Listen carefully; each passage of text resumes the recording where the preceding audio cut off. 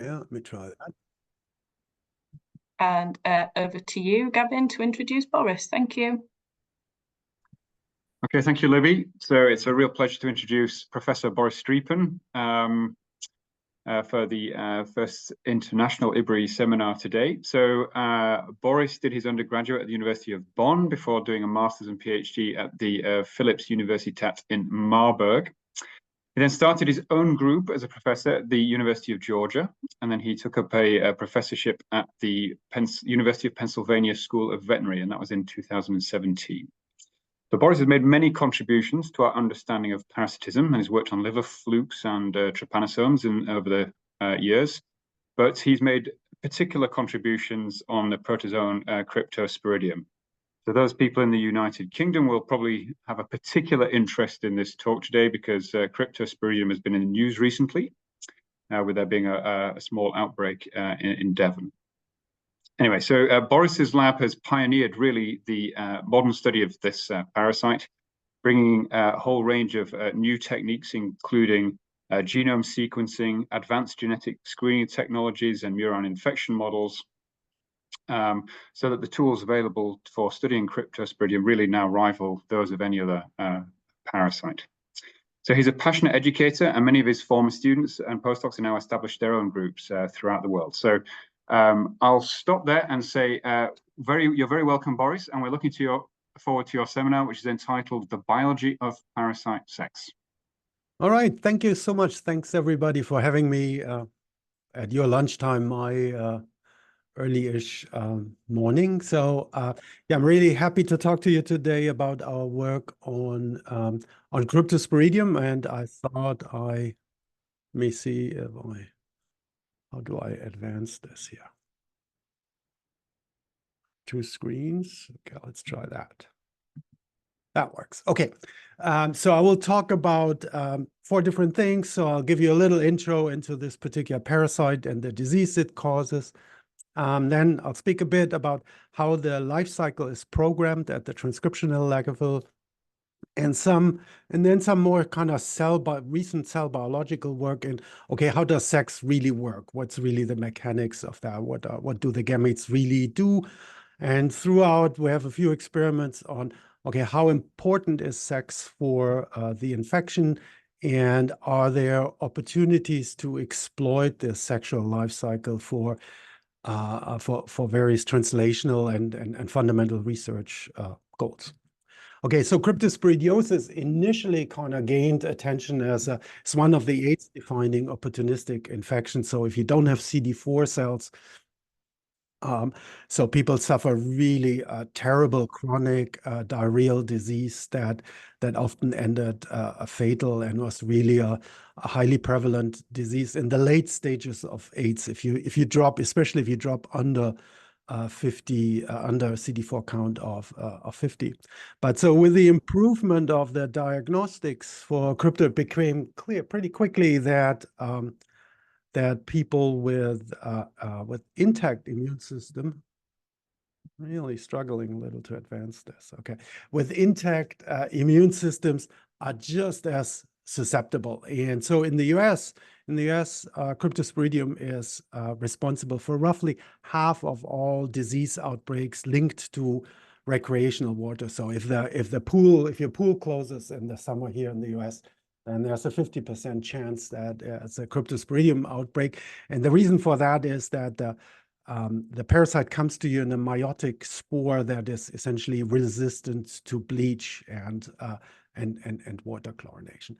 But as Gavin mentioned, you already are well aware of that because you have this outbreak in Devon at the moment, and you can see once they're in the water supply, they're really difficult. They're really difficult to deal with. And in preparation for this, I looked through the headlines and I came across this one Midlands woman who drank tap water during Devon trip says Cryptosporidium ruined her holiday. And so I should say that this is a holiday weekend in the US. So if you want to safeguard your holiday, maybe this might be now the time for you to leave leave this seminar. But so kind of more seriously, so the really true, so it's a significant problem around the world, but the true burden of cryptosporidiosis is on kids under 2. It's kind of similar to malaria that way.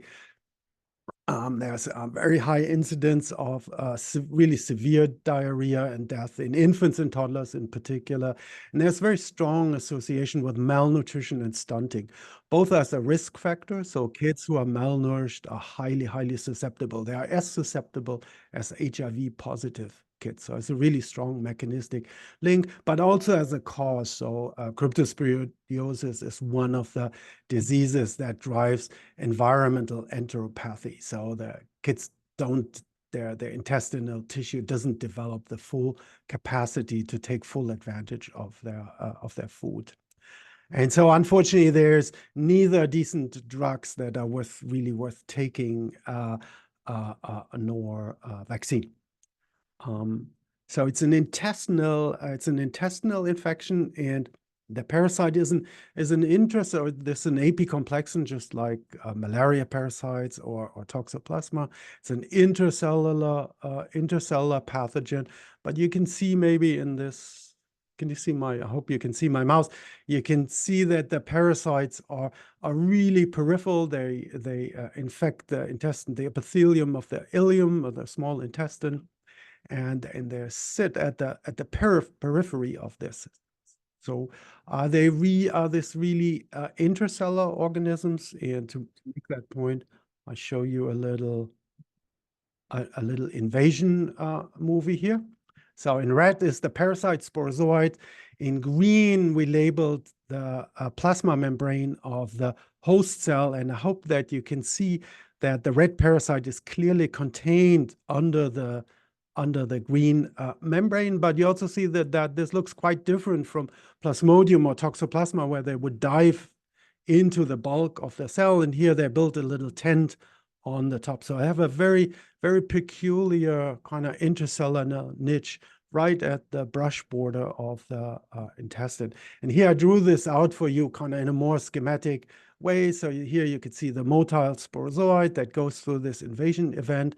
And that takes about 5 minutes, and then it transforms, what you saw in this video, it transforms into this rounded trophozoite, and it builds a very highly elaborate structure at the interface between host and parasite. And part of that is this feeder organelle, which contains all the transporters. So they have next to no anabolic metabolism anymore. They take everything from the host, even likely even ATP.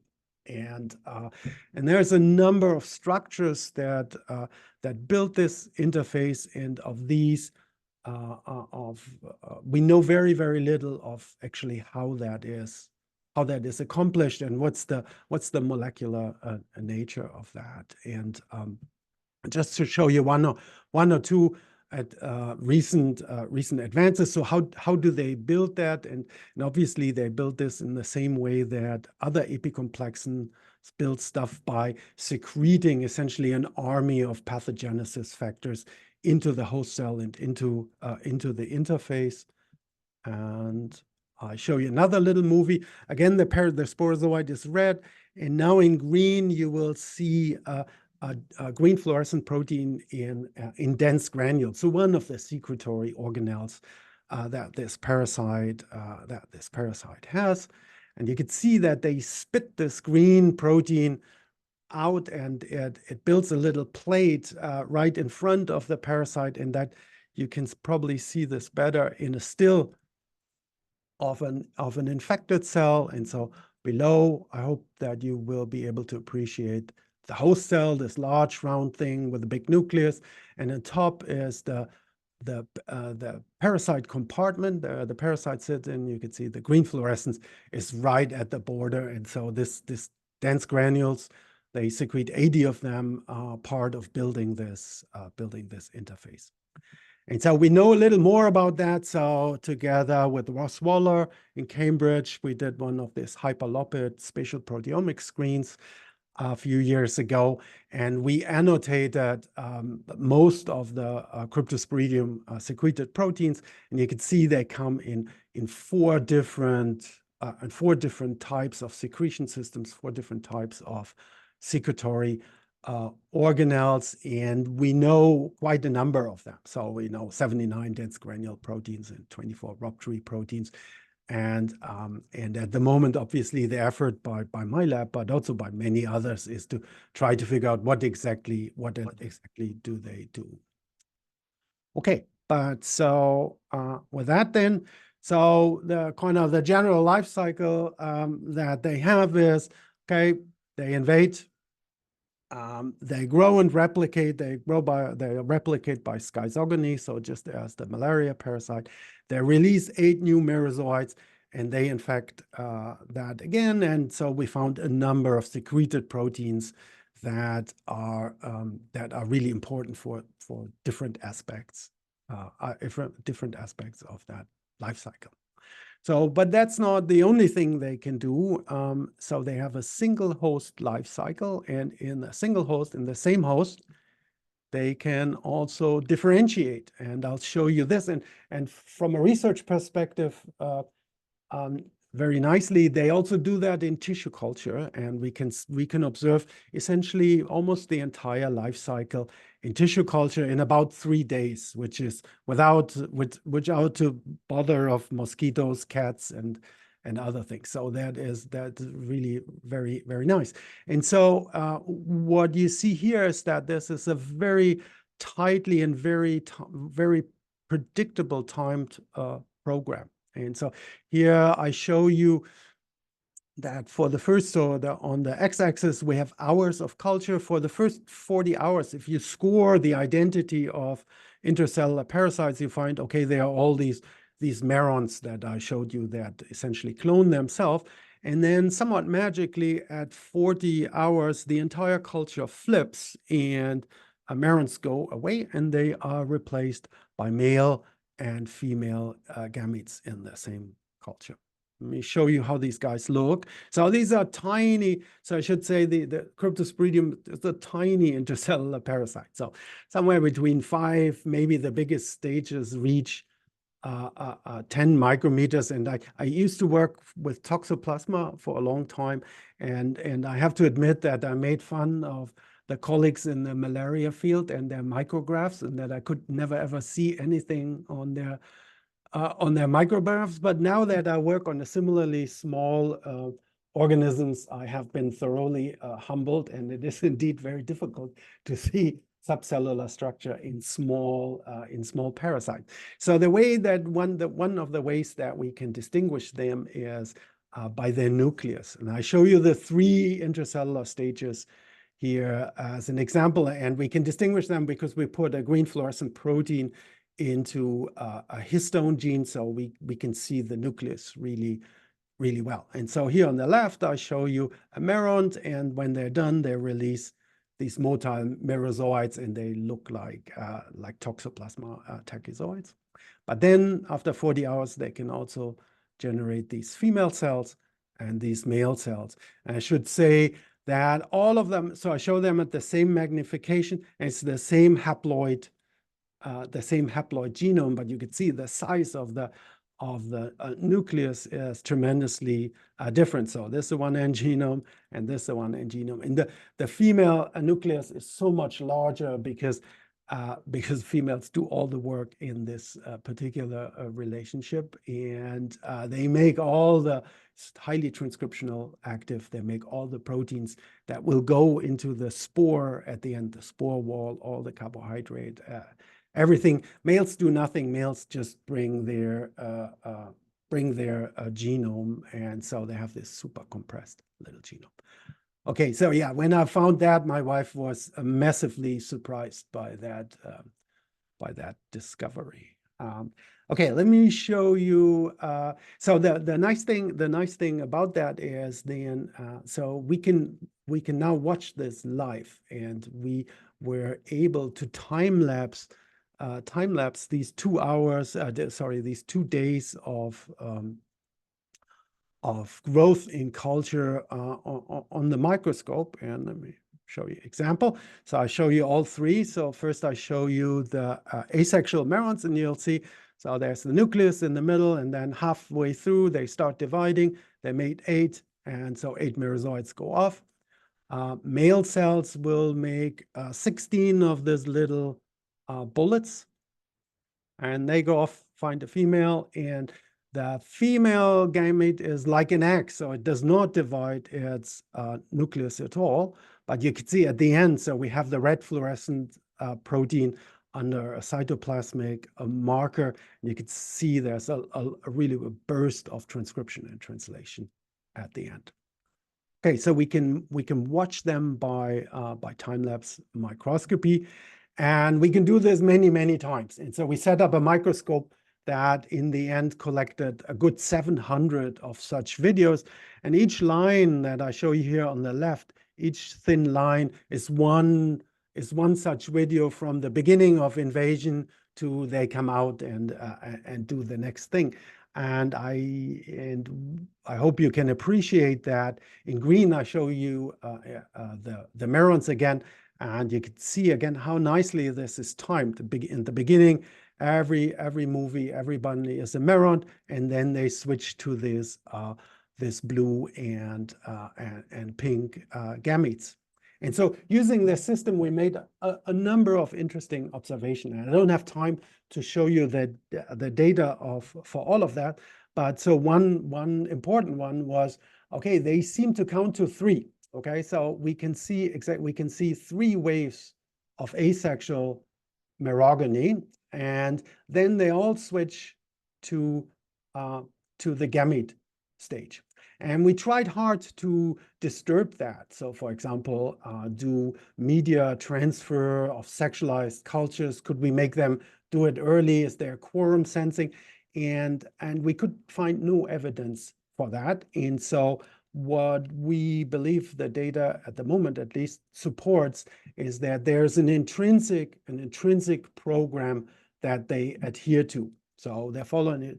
It always starts with the oocyst, which is the meiotic spore, and then they will run through 3 of these asexual cycles, upon which they will all in lockstep transform into gametes in the next host cell. Another interesting observation we made is that from one committed, so that in the last cycle, our data suggests that the merozoites that emerge are already committed to a sexual fate in the next host cell, and the merozoites released from one meron always make both males and females. So sex determination, the earliest point of sex determination, has to happen at the end of schizogony in the last one. Okay, and then there's males and females. They find each other, and then there's meiosis, and there is a new start of the cycle with an oocyst.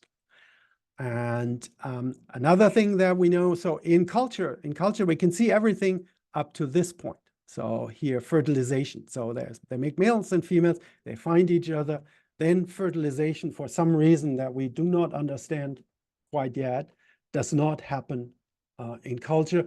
And that is why culture in Cryptosporidium ends at 2.5 days. And I'll show you data if I have time enough.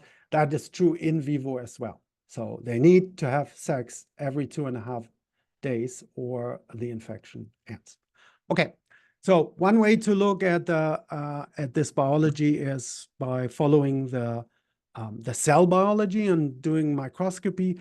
Another way to perceive the life cycle and life cycle progression is as a program of gene expression, right? In all likelihood, kind of these male cells will express different genes from the female cells, from the asexuals. And so we did, over the last 5 years, a number of kind of transcriptomics experiments. And the most recent and the one that was really brought the most insight used single cell technology, and that's the one I would like to show you today. And I should say that there have been a number of technical challenges in doing that. And the biggest one is that we cannot separate the parasite from its host cell. at least the intercellular stages. And we have a host cell in contrast to kind of the red blood cell cycle of malaria, where the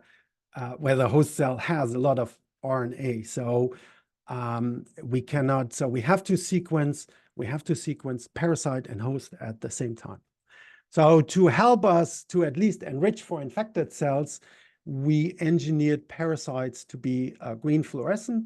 And so then with those parasites, we infected cultures and we infected mice. We dissociated those cells either from the gut or from the culture. We used flow cytometry to then fish out those cells that carried the fluorescent parasite, and then we did 10x drop sequencing.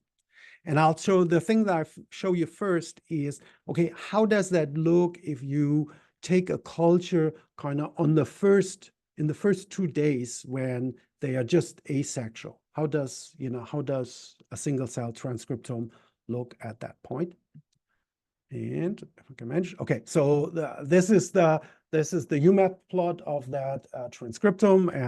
And for those who may not be familiar with this, every dot here is one parasite transcriptome, one parasite cell, and the algorithm essentially puts 2 cells that express similar sets of genes close together, and transcriptomes that are different further apart, and so you get this self-organization in this cluster. And so I'm not a great statistician, if I can make it over.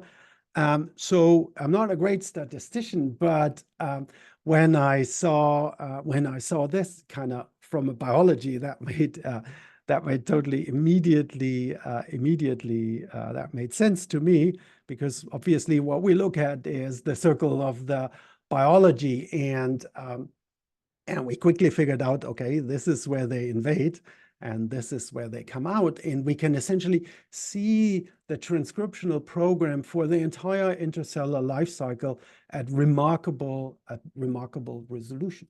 And so then we thought, okay, if that's the case, we should be able to essentially ask for each and every gene that we detect when in this circle around the clock is that gene used. Is that the timed program as well?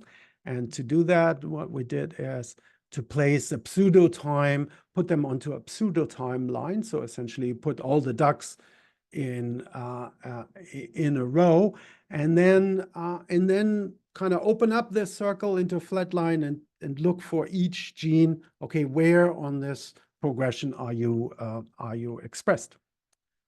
Okay, I'll show you 3 examples. So the problem for all these parasites, obviously, is that if you look into the genome, most of the interesting parasite-specific genes are called a hypothetical protein, or a hypothetical protein with a signal peptide, right? So that's not so useful. But I showed you that we did this screen with Ross, and so that we did this proteomic screen, and from that we had more than 1,000 proteins that we had really solid biochemical information on, in what organelle do they go to work, where do they live, and we used those Lopit clusters then to analyze for single cell. And so you can see that there's a tremendous level of co-expression. So here I show you ribosomes. Each line, each gray line is the transcript for one of the proteins, and the black fat line is the mean, and the red is the 95th percentile confidence interval. And you could see, yep, there are very nice. There's very nice temporal organization of this. And so with that in hand, then we could take the mean for, we had about a dozen of these groups, and we could look at all of them. And let me take you through this, because I've found this quite remarkable how well this is organized. So when they arrive in the host cell, the first thing they do is they make ribosomes. Okay, so if you want to make stuff, you need the machine to make stuff on first. Okay, so they spend several hours just cranking out ribosomes. The moment they have proteins, they need to get rid of proteins. So the next thing they make is the 20S proteasome here. So they make the proteasome. Then in the middle, they make a bunch of different organelles. And I think the most remarkable thing is that at the very end, they make these 4 secretion systems that I showed you in this micrograph early on, and they just make them one after the other, just in time. So it's really like a well-oiled factory that they put this together. And this has been a really nice resource to find more such proteins, obviously, that go into these organelles. Okay, so we can use this data set to look at intercellular development, but obviously we can also use it to look at sex. So what if we look later when we have gametes, and I show you just the full atlas that we have of all the sequence, all the parasites that we sequenced. And this also is immediately understandable intuitively. Okay, oops, sorry.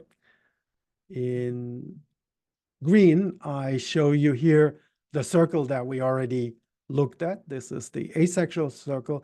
And then you could see after the point when they made ribosomes and the proteasome, they make a choice, and they can either continue on this asexual path, or they can make males, or they have a more elaborate path to make females. And at the end, the very end, females go through sporogony, and they make new infectious sporozoites, and sporozoites are almost identical with merozoites. So females kind of join into this circle again. Okay, so from that, we know that males, so there's hundreds of genes that males and females upregulate. But if you look for those that are really exclusively male or females, then there's a good 50 exclusive male genes and a good 200 exclusive female genes.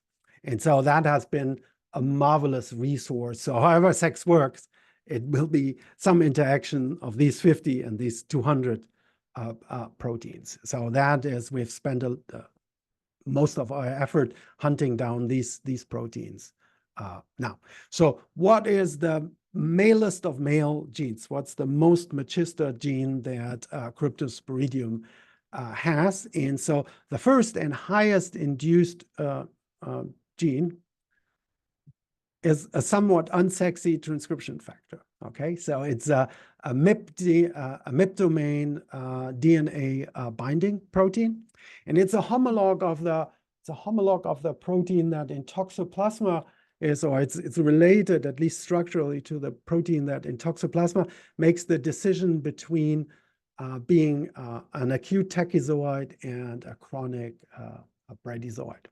Okay, and so here in blue you can see, yep, it emerges, it begins its expression just at the beginning when male phase emerges. And from that, then obviously our hypothesis became that this is the transcription factor that commits the parasite to maleness. And we put an epitope tag into this thing. And so here are 2 parasites, and in red you see the epitope tag for this particular parasite, and what we found is it's male exclusive. You only find it in males. So here it's a nuclear protein, as you would expect for a transcription factor. So it's a nucleus of this male. This cell next to it likely is a female, and it doesn't stain. At all. So to understand the function of this, we made 2 mutants. And they were quite informative. So the first mutant we made was a mutant in which we can force the expression of this MIP transcription factor. So I don't have time to go into all the genetic tricks, but essentially we put it under a promoter that is on in each and every parasite, and we regulate the presence of the protein by protein stability. So essentially, if we add the small molecule SHIELD1, the transcription factor is on. If we don't add it, the transcription factor is off.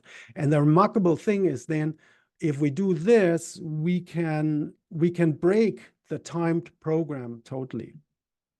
Okay, so here we add shield, and we do so right on the first day in the first infection cycle. And I hope you can see that we induce maleness. So all of the, so usually we never find a male before 40 something hours, and here now we can much earlier detect a robust induction of males.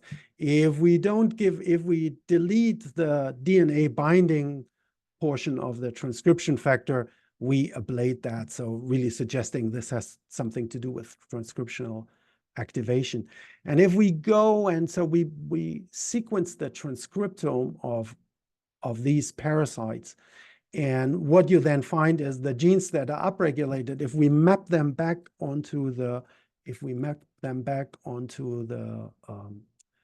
single cell atlas, you can see that all the genes that are up are male genes, right? And all the genes that are down are these late asexual genes, because we divert them from the asexual fate to the male fate.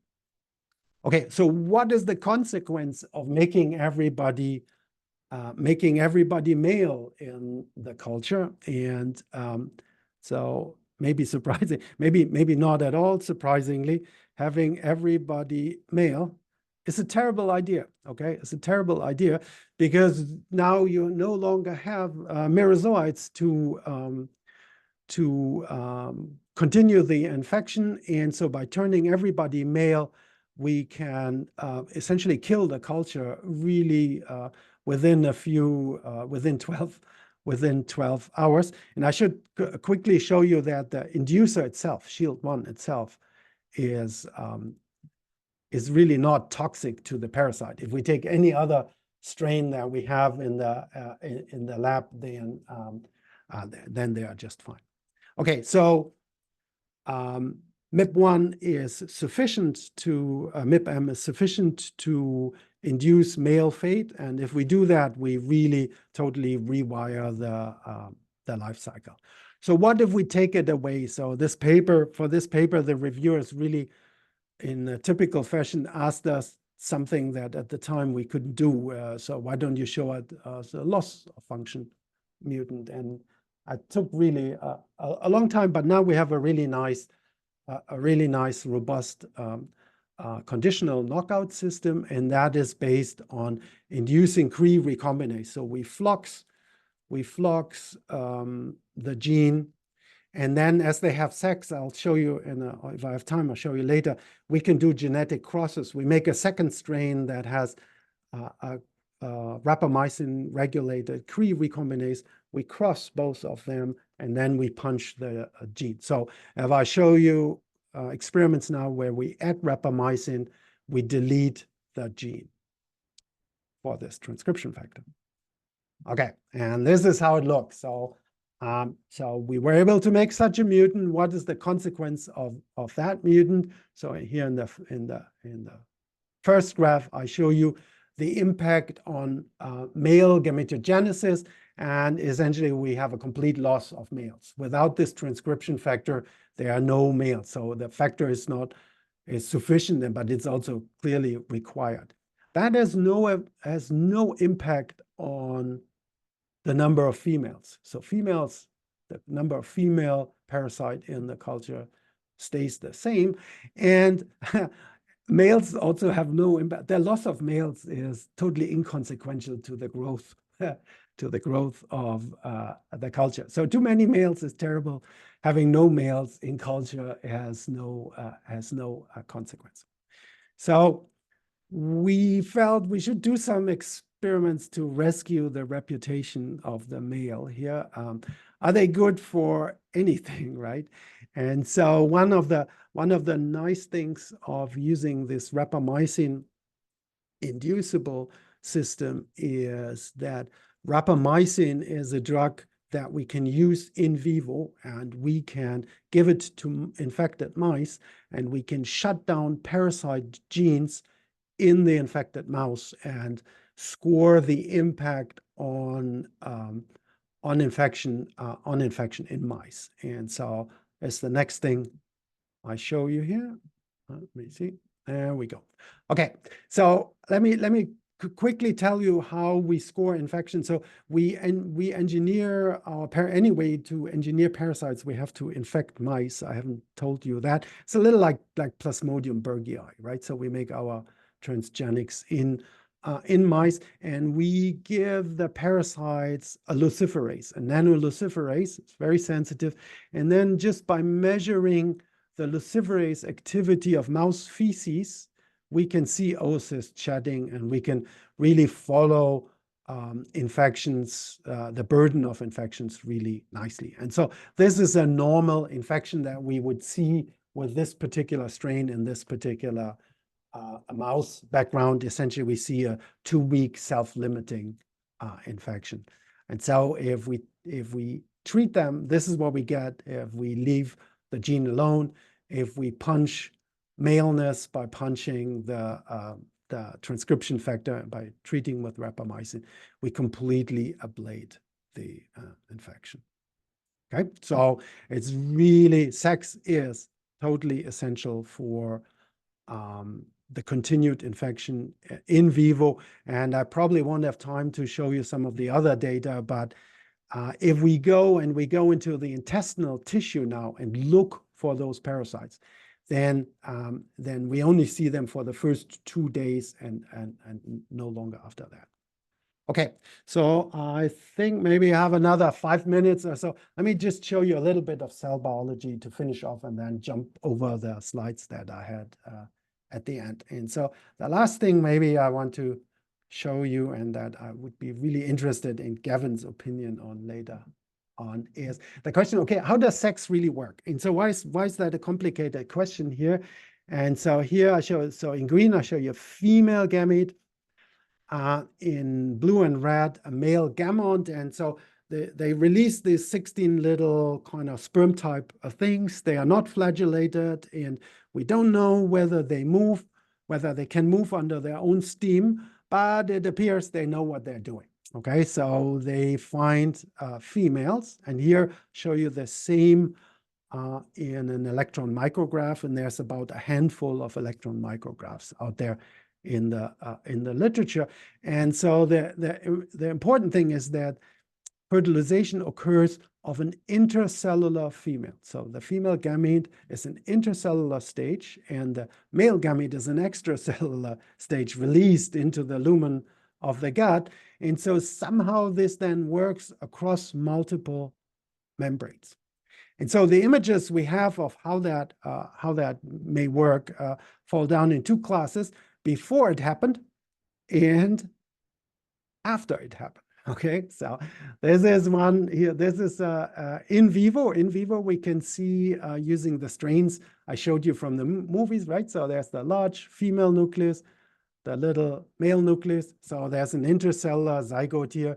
Here I show you an EM. There's the dense male nucleus, the large female nucleus. We have no idea, okay, how do they make it over the 3 membranes in between? We really do not understand that. How can they find the females if they can't touch them, right? If there cannot be direct interaction. And we have a number of hypotheses for that, but I think one important one of that is that the structure of the male gamete may be important for that. I'll show you 2 electron micrographs of how these male gametes look. And so they're largely, by and large, a glorified nucleus, right, with a machine at the apical end.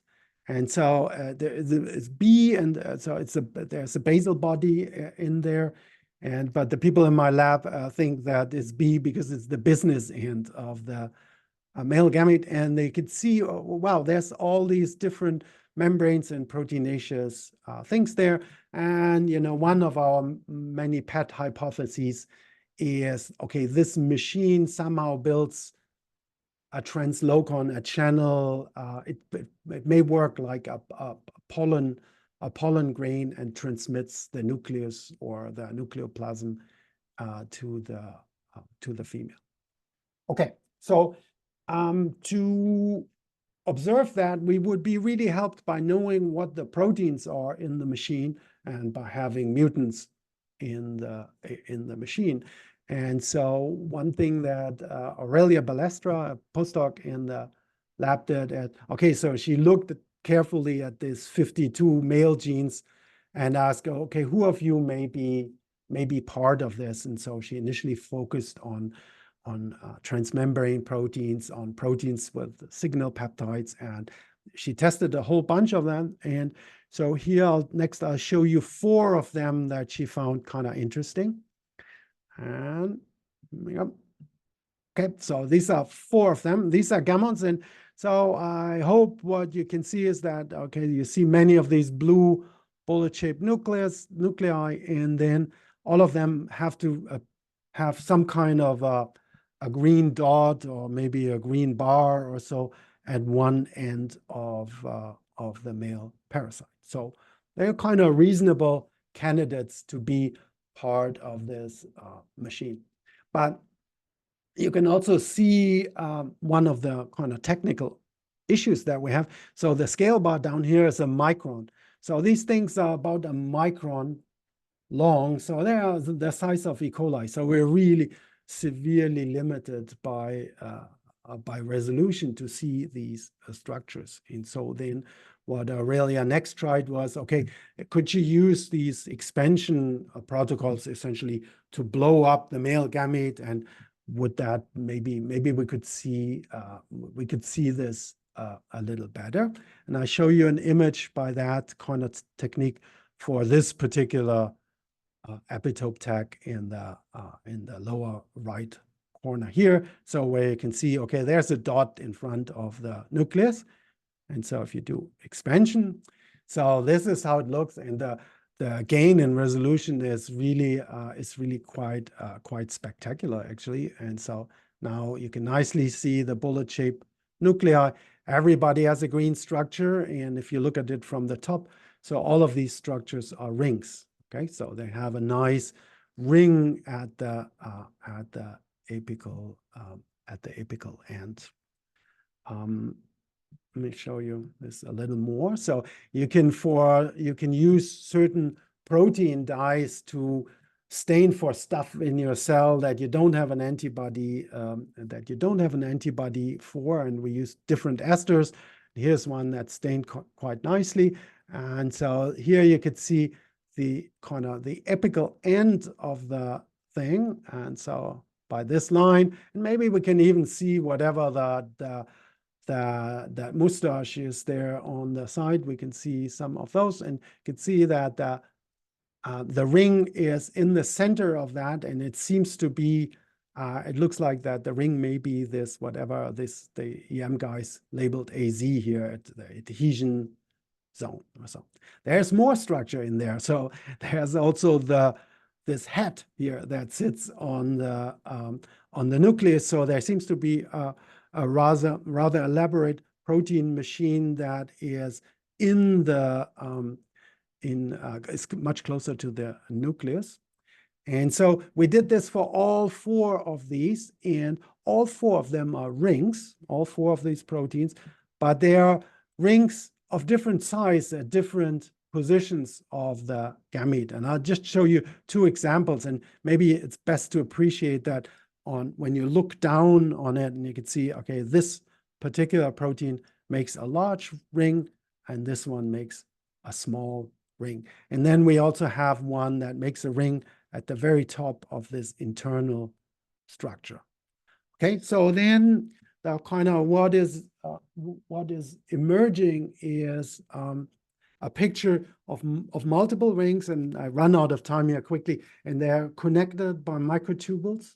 And so we're really interested in the structure that, in the idea that this may work kind of like a telescope or so. You could extend a little tube, and I should say that it has about the size of the smallest rings have exactly the size of the nucleus, and the nucleus is surrounded by microtubules. So at the moment, what we're doing is we made mutants in this, and we are looking at that in vitro. And I think you asked me to keep 10 minutes at the end, and so I think maybe then this would be a good time for me to jump through a bunch of experiments at the end and just come to a summary and tell you that Cryptosporidium follows this intrinsic life cycle program. Sex is essential, and I jumped over some of the experiments, but sex is essential and to reset the program, and that is required both for transmission of the disease, but also for continuous chronicity. And we also believe that sex is a really powerful tool, and the slides that I jumped over, we can use sex to do genetic crosses, and we crossed different strains of parasites that differ in their ability to persist in the host, and we can map the loci that are responsible to confer this ability to persist in the host. And I should really mention some of my colleagues here. I showed you some of these initial movies that were done by Elise English and Amandine Guerin, and single cell data from Katie Walzer, and she had a lot of help from Jaish. And some of the more recent genetic tools that we used here in the crossing model are the work of Sebastian Shaw. And I did not talk at all. We also are very interested in immunity, and I share my lab with Chris Hunter and to pursue that. With that, thank you so much for your interest today.